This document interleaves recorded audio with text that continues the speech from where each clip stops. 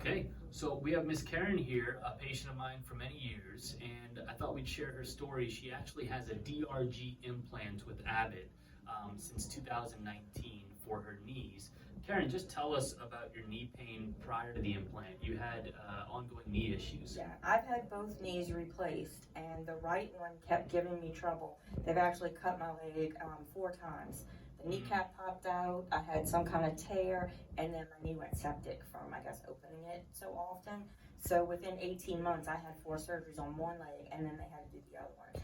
Wow. This one is set crooked, so there's an issue with the pain more in the right leg than the left leg. Got it. So you had these multiple surgeries, you had ongoing knee pain, and when you came to me, we tried a unique therapy. We did the trial, which worked out well, then we did the implant.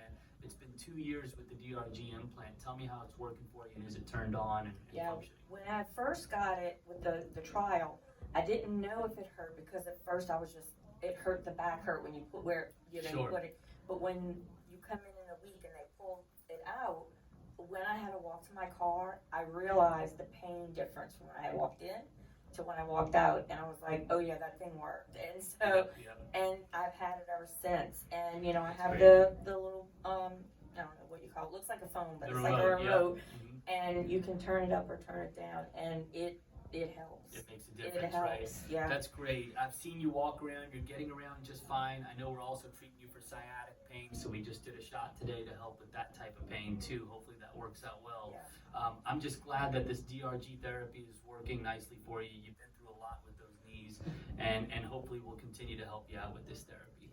It does. Awesome. Thank you. Thanks.